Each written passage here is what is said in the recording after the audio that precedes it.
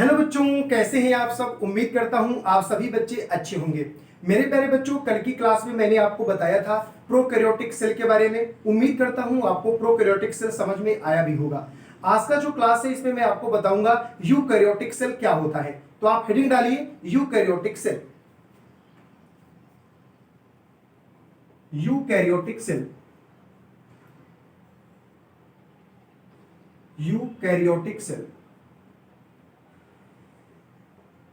Eukaryotic cell, इसे हिंदी में कहते हैं यूकैरियोटिक कोशिका।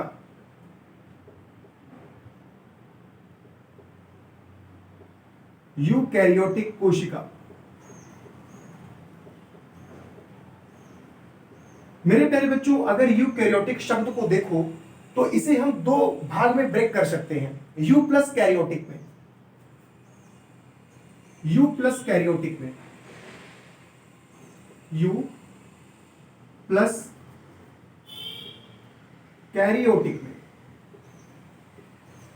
अब यू का मतलब होता है ट्रू,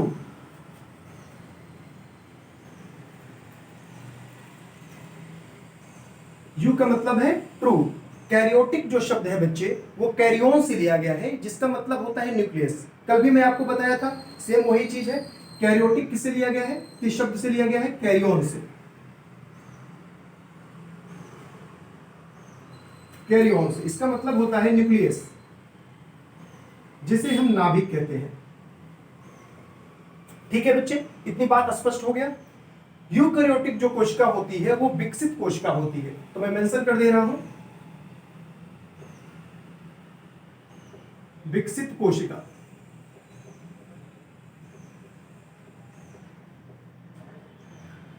विकसित कोशिका का मतलब है मेरे प्यारे बच्चों, इस सेल में सारे के सारे सेल ऑर्गेनेल्स प्रेजेंट होते हैं, और जो भी प्रेजेंट होते हैं वो फुली डेवलप्ड होते हैं। इसी वजह से इसे कहा जाता है विकसित कोशिका। इतनी बातें स्पष्ट हो गई। अब देखिए बच्चे, अगर मैं आपसे कहूं कि यूकैरियोटिक कोशिका की परिभाषा क्या है, तो देखिए बच्चे, इसका परिभाषा इसी में छुपा हुआ है। जैसे आप कहेंगे सर, एक ऐसा न्यूक्लियस जो ट्रू हो, जिस सेल में पाया जाता है, उसे हम यूकैरियोटिक कोशिका कहते हैं। अभी भी बातें पूरी स्पष्ट नहीं हो पाई हैं। देखिए बच्चे, इसका मतलब क्या है जो मैंने अभी बोला कि ट्रू न्यूक्लियस। ट्रू न्यूक्लियस का मतलब होता है मेरे प्यारे बच्चों कि फुली डेवलप्ड न्यूक्लियस, या हम इसे ऐसे भी कह सकते हैं प्रॉपर डिफाइंड न्यूक्लियस, या हम और भी कह सकते हैं वेल ऑर्गेनाइज्ड न्यूक्लियस। ठीक है बच्चे, तो ट्रू न्यूक्लियस का मतलब ही होता है बच्चे कि प्रॉपर डिफाइंड न्यूक्लियस। ठीक है बच्चे, इसी को कहते हैं वेल ऑर्गेनाइज्ड न्यूक्लियस। ठीक है बच्चे, एक ऐसा सेल जिसमें प्रॉपर डिफाइंड न्यूक्लियस प्रेजेंट होता है, उसे यूकैरियोटिक कोशिका कहते हैं। अब प्रॉपर डिफाइंड न्यूक्लियस क्या है, इसे हम स्ट्रक्चर से समझते हैं, तब आपको पूरा स्पष्ट हो जाएगा कि इसमें क्या बात कही जा रही है। देखिए बच्चे, यहां पर एक सेल है, इस सेल के अंदर क्या प्रेजेंट होगा, न्यूक्लियस प्रेजेंट होगा। न्यूक्लियस के अंदर क्या प्रेजेंट होगा, न्यूक्लियर मटेरियल, जैसे कि यहां पर न्यूक्लियोप्लाज्म हो गया, प्रोमेटर मटेरियल यहां पर हो जाएगा इस तरीके से उलझे हुए धागे के रूप में। तो मेरे प्यारे बच्चों, ये हमारा क्या है, ये हमारा है न्यूक्लियस। ध्यान से समझिएगा, ये क्या है, न्यूक्लियस। और ये क्या है, न्यूक्लियस को कवर करने वाली बाउंड्री, जिसे हम कहते हैं न्यूक्लियर इनवलप। और ये हमारा क्या है, सेल है। सेल में क्या भरा होता है, साइटोप्लाज्म। तो यहां मैं फिल कर दे रहा हूं। इतनी बातें तो आपको पहले भी पता होगा, cytoplasm.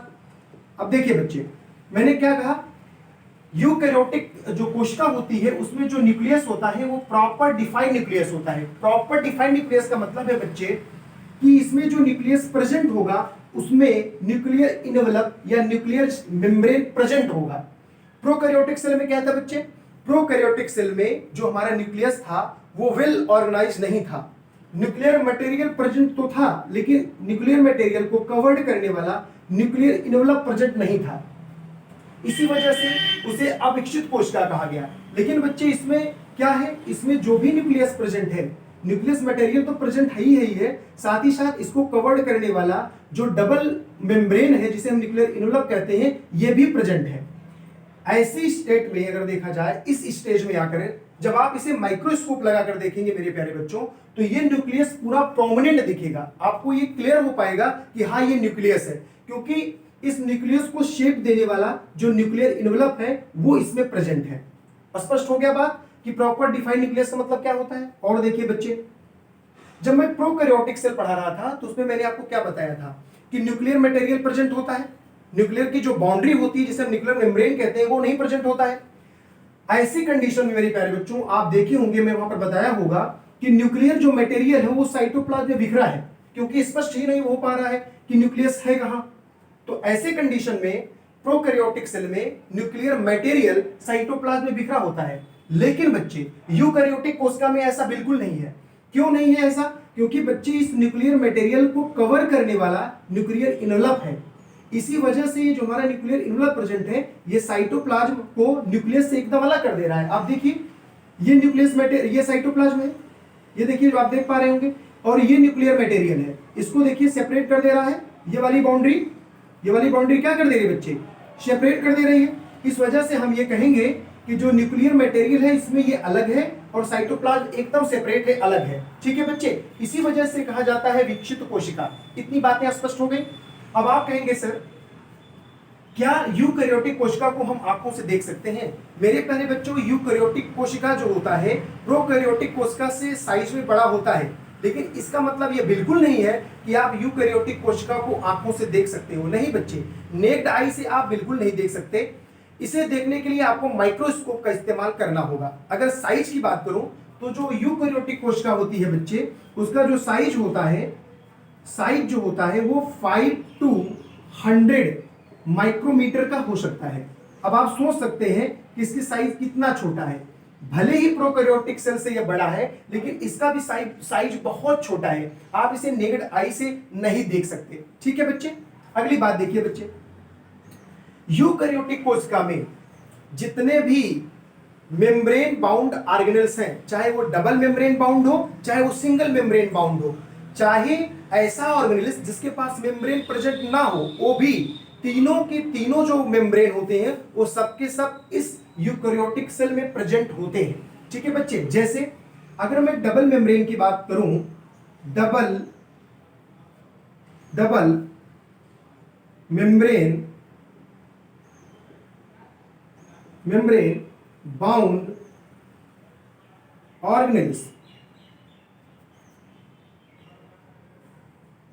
Double membrane bound organelles का एग्जांपल आप बताइए। आप कहेंगे माइटोकॉन्ड्रिया,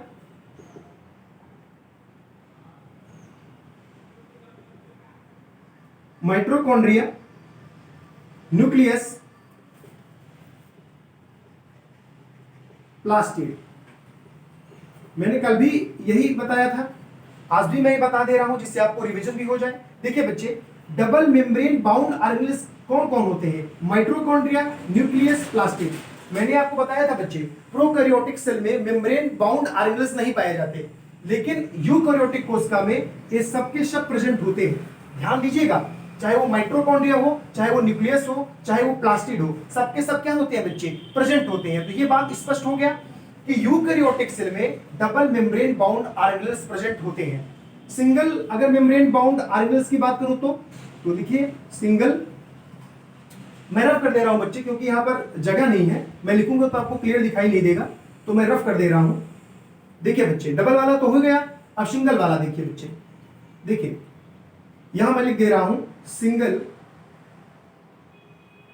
मेम्ब्रेन बाउंड ऑर्गेनेल्स। देखिए बच्चे, ये क्या होंगे? Endoplasmic reticulum. एंडोप्लाज्मिक जो रेटिकुलम होता है बच्चे, वो सिंगल मेम्ब्रेन बाउंड ऑर्गेनेल्स है। वैक्यूल्स हो गया, ये सब क्या होते हैं बच्चे? ये सब सिंगल मेम्ब्रेन बाउंड ऑर्गेनेल्स होते हैं। तो ये भी ऑर्गेनेल्स यूकैरियोटिक सेल में प्रेजेंट होते हैं, लेकिन प्रोकैरियोटिक सेल में क्या था? ये भी प्रेजेंट नहीं थे, लेकिन यूकैरियोटिक सेल में क्या होंगे बच्चे? ये भी प्रेजेंट होंगे।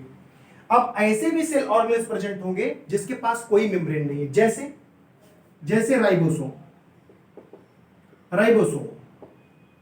राइबोसोम, इसके पास कोई मेम्ब्रेन नहीं होता, लेकिन फिर भी ये यूकैरियोटिक सेल में प्रेजेंट होता है। इतनी बातें स्पष्ट हो गई, ध्यान से देखिएगा बच्चे। अब यहां से देखिए बच्चे, राइबोसोम तो प्रेजेंट होता है, लेकिन कौन सा वाला? क्वेश्चन यहां पर आप पूछ सकते हैं, सर राइबोसोम तो प्रेजेंट होता है, लेकिन कौन सा वाला प्रेजेंट होता है, 70S वाला या 80S वाला? मेरे प्यारे बच्चों, यूकैरियोटिक सेल में जो राइबोसोम प्रेजेंट होता है वो 80S वाला होता है, 70S वाला नहीं होता है। आप कहेंगे सर ऐसा क्यों? मैंने आपको पहले बताया था बच्चे प्रोकैरियोटिक सेल में कि वहां पर 70S राइबोसोम प्रेजेंट होता है, लेकिन यूकैरियोटिक सेल में बच्चे 80S राइबोसोम प्रेजेंट होता है। वो इसलिए प्रेजेंट होता है क्योंकि बच्चे जो 80S राइबोसोम है वो 70S से आकार में थोड़ा बड़ा होता है, और जब जटिल प्रोटीन का निर्माण करना हो, कॉम्प्लेक्स प्रोटीन का सिंथेसाइज करना हो, तो वो 80S राइबोसोम करता है। क्योंकि बच्चे जो 80S राइबोसोम होता है उससे क्या होता है बच्चे, जो भी बॉडी बनती है, जो भी ऑर्गेनिज्म बनते हैं, वो उनके जो फंक्शंस होते हैं वो काफी कॉम्प्लेक्स होते हैं, क्योंकि बच्चे उनमें यूकैरियोटिक सेल प्रेजेंट होता है, और यूकैरियोटिक सेल में हर तरीके के सेल ऑर्गेनेल्स प्रेजेंट होते हैं। इस वजह से उनकी जो बॉडी है वो काफी कॉम्प्लेक्स हो जाती है। तो कॉम्प्लेक्स बॉडी के निर्माण करने में 80S प्रोटीन ही सबसे सही होता है। इस वजह से राइबोसोम में 80S जो प्रोटीन होता है वो प्रोकैरियोटिक सेल में प्रेजेंट होता है। यह बात स्पष्ट हो गया। यूकैरियोटिक सेल में 70S प्रेजेंट नहीं होता है, क्योंकि वो सिंपल प्रोटीन बनाता है, और ये क्या करता है बच्चे, कॉम्प्लेक्स प्रोटीन बनाता है। इस वजह से यूकैरियोटिक सेल में राइबोसोम प्रेजेंट होता है। ठीक है बच्चे, अब आगे देखिए, माइटोकॉन्ड्रिया प्रेजेंट होता है, बिल्कुल प्रेजेंट होता है बच्चे। मैंने आपको पहले बताया कि माइटोकॉन्ड्रिया जो डबल मेम्ब्रेन बाउंडेड होता है तो प्रेजेंट होता है ये बच्चे। देखिए माइटोकॉन्ड्रिया क्या करता है बच्चे, माइटोकॉन्ड्रिया देखिए बच्चे, माइटोकॉन्ड्रिया जो यूकैरियोटिक सेल में प्रेजेंट होता है बच्चे, इसी माइटोकॉन्ड्रिया के थ्रू सेल को एनर्जी मिल जाती है, और श्वसन भी सेल इसी के माध्यम से करता है। मैं आपको बता दूं बच्चे, हमारे बॉडी में एनर्जी जो यूकैरियोटिक सेल, ऐसे जीव जिनमें यूकैरियोटिक सेल पाया जाता है, उनमें जो माइटोकॉन्ड्रिया प्रेजेंट होता है बच्चे, वो ऊर्जा निर्माण का काम करता है। कैसे करता है? देखिए बच्चे, जब हम श्वसन करते हैं तो श्वसन में क्या होता है बच्चे, हमारे ब्लड में ऑक्सीजन जाता है। वो ऑक्सीजन वाला ब्लड जो हमारा हीमोग्लोबिन होता है वो लेके जाता है कोशिका में। कोशिका में बैठा रहता है माइटोकॉन्ड्रिया, इसको उठा के दे देता है कि लो भैया आप अपना काम कीजिए। तो वो जो हमारा ऑक्सीजन मिला हुआ जो ब्लड है वो माइटोकॉन्ड्रिया के पास चला जाता है। माइटोकॉन्ड्रिया के पास जैसे जाता है बच्चे, वहां पर एक साइकिल चलती है जिसे हम कहते हैं क्रिप्स साइकिल। क्या कहते हैं बच्चे? Krebs cycle. जब वो क्रिप्स साइकिल चलता है तो 38 एटीपी का निर्माण होता है। 38 एटीपी का फुल फॉर्म होता है एडेनोसिन ट्राइफॉस्फेट। तो 38 एटीपी का निर्माण हो जाता है, और यही 38 एटीपी मिलकर के एक ग्लूकोज बना देते हैं, और यही ग्लूकोज जब ब्रेक डाउन होता है तो हमारे सेल को एनर्जी मिल जाती है। स्पष्ट हो गया बात बच्चे? तो यूकैरियोटिक जो सेल होता है उसमें श्वसन माइटोकॉन्ड्रिया से होता है, और एनर्जी भी माइटोकॉन्ड्रिया से मिलती है। कैसे मिलती है मैंने आपको बता दिया। ठीक है बच्चे, अब बात आती है क्रोमोसोम की। क्या यूकैरियोटिक सेल में क्रोमोसोम प्रेजेंट होता है? बच्चे बिल्कुल प्रेजेंट होता है, हर तरीके के सेल ऑर्गेनेल्स प्रेजेंट होते हैं। क्रोमोसोम की बात करें बच्चे तो इसमें क्रोमोसोम सिंगल भी प्रेजेंट हो सकता है, एक से ज्यादा भी प्रेजेंट हो सकता है। ध्यान रखिएगा बच्चे, प्रोकैरियोटिक में क्या था, एक क्रोमोसोम था, लेकिन यूकैरियोटिक में क्या होता है बच्चे, एक या एक से अधिक क्रोमोसोम प्रेजेंट हो सकते हैं। ध्यान से देखिएगा बच्चे, क्रोमोसोम वहां पर क्या था बच्चे, वो वाला जो क्रोमोसोम जो प्रोकैरियोटिक सेल में था वो केवल डीएनए से बना होता है। लेकिन नहीं बच्चे, यहां जब यूकैरियोटिक कोशिका की बात करेंगे, इसमें जो क्रोमोसोम होगा वो डीएनए प्लस हिस्टोन्स प्रोटीन दोनों से मिलकर के बना हुआ होता है। देखिए बच्चे, हिस्टोन प्रोटीन का मतलब ये होता है बच्चे, ये डीएनए की पैकेजिंग का काम करता है। जैसे बच्चे आपको मैं यहां एक्सप्लेन कर दे रहा हूं हिस्टोन प्रोटीन के बारे में। देखिए बच्चे, हमारे जो न्यूक्लियस की साइज होती है वो 2.2 मीटर की होती है। यहां पर ध्यान से देखिएगा बच्चे, हमारे न्यूक्लियस की जो साइज होती है, यहां मैं लिख दे रहा हूं, न्यूक्लियस की जो डायामीटर होता है, डायामीटर ये होता है बच्चे 10⁻⁻6 मीटर। ध्यान से देखिएगा, न्यूक्लियस के डायामीटर की बात करूं बच्चे तो 10⁻⁻6 मीटर होता है। और डीएनए की लेंथ के बारे में अगर बात करूं तो लेंथ ऑफ डीएनए का जो लेंथ होता है बच्चे वो 2.2 मीटर का होता है। ध्यान से देखिएगा बच्चे, लेंथ ऑफ डीएनए, डीएनए की जो लंबाई होती है वो 2.2 मीटर की होती है, और ये डीएनए कहां प्रेजेंट होगा? न्यूक्लियस में। लेकिन न्यूक्लियस का डायामीटर तो देखिए 10⁻⁻⁶ मीटर है, इतना छोटा डायामीटर इसका है। उसमें ये डीएनए, इतना बड़ा डीएनए कैसे पैकेज हो पाएगा, कैसे रखा जाएगा, ये सोचने वाली विषय है बच्चे। तो ये डीएनए न्यूक्लियस के अंदर आ जाए अच्छे से, इस वजह से इस डीएनए को पैकेजिंग करने का काम, फोल्ड करने का काम हिस्टोन प्रोटीन करता है। स्पष्ट हो गया बात बच्चे? जैसे अगर आप कहीं ट्रेवल वगैरह करने जाते हैं तो आप सूटकेस में क्लॉथ्स वगैरह पैक करते हैं कि नहीं करते? तो कभी कभी आप देखिए बच्चे, कभी कभी सूटकेस का जो डायामीटर है अगर वो कम है तो हम उसमें एक्स्ट्रा क्लॉथ भी भर लेते हैं, दबा दबा के क्या कर लेते हैं, भर लेते हैं। हम क्यों ऐसा करते हैं? हम इस वजह से फोल्ड करके उसमें रखते हैं जिससे वो आ जाए। ठीक वही कंडीशन यहां पर भी होता है। यहां पर न्यूक्लियस का डायामीटर बहुत ज्यादा छोटा है और उसके अंदर डीएनए रखना है, और डीएनए की लेंथ कितनी है? 2.2 मीटर। अब वो कैसे आएगा? तो उसे फोल्ड करके रखना पड़ता है। तो उस फोल्ड करने में जो रोल प्ले करता है वो हिस्टोन प्रोटीन करता है। तो हिस्टोन प्रोटीन का काम ही है डीएनए की पैकेजिंग करना। कांसेप्ट क्लियर हो गया बच्चे? तो मैं रब कर दे रहा हूं। तो देखिए बच्चे, क्रोमोसोम क्या होता है? क्रोमोसोम एक या एक से अधिक प्रेजेंट हो सकता है। क्रोमोसोम डीएनए और हिस्टोन प्रोटीन से मिलकर के बना होता है। हिस्टोन प्रोटीन क्या है मैं यहां पे एक्सप्लेन कर दिया। ठीक है बच्चे, तो मैं रब कर दे रहा हूं।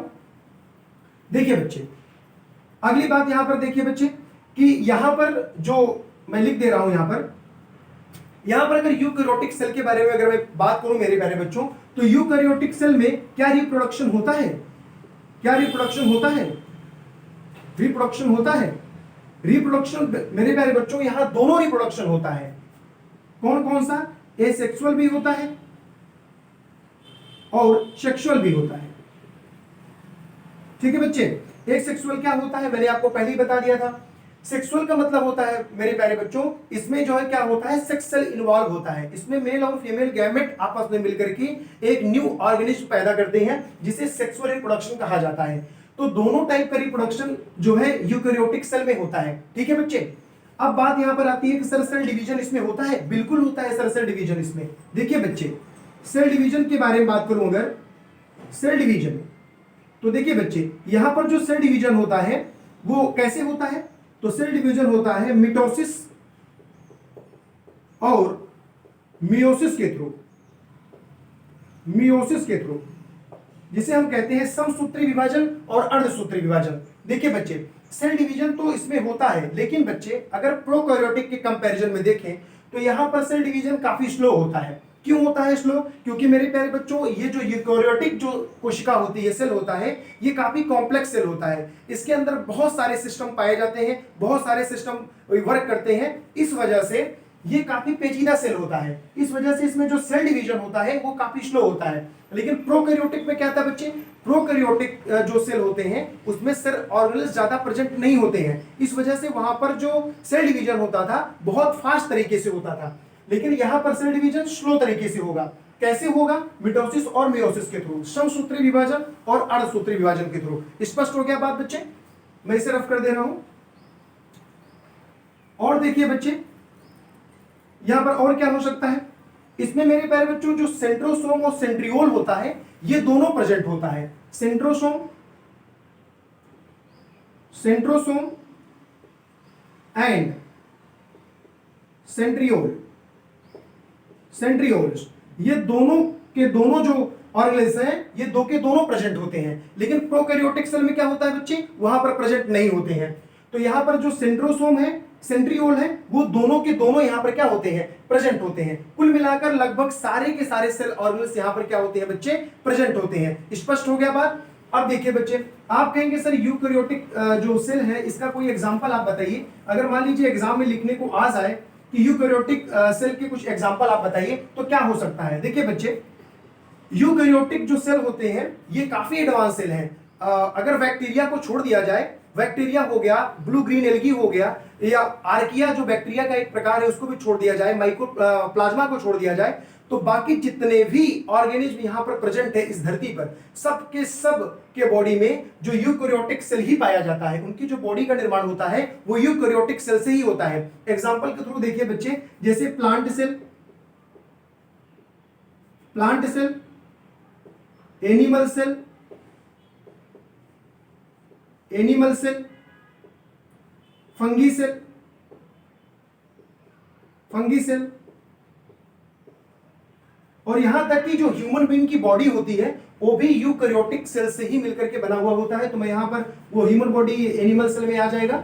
तो plant cell, animal cell, fungi cell, इन सब के सब में यूकैरियोटिक जो कोशिका होती है। तो इतना एग्जांपल आप याद रखिएगा, क्योंकि बच्चे आपके सिलेबस में यही इतना है। बाकी और सारी चीजें भी हो सकती हैं जिसमें यूकैरियोटिक सेल प्रेजेंट होता है, जैसे यूग्लिना हुआ, प्रोटेस्टा हो गया, ठीक है बच्चे। और मलेरिया कॉज करने वाला जो प्लाज्मोडियम होता है, पैरासाइट, उसमें भी आपको देखने को मिलेगा यूकैरियोटिक सेल। लेकिन अभी आपको केवल इतना ही बात याद रखनी है, प्लांट सेल, एनिमल सेल और फंगी सेल, इसमें क्या होता है, यूकैरियोटिक कोशिका पाया जाता है। तो मेरे प्यारे बच्चों, ये था यूकैरियोटिक कोशिका की पूरी कहानी।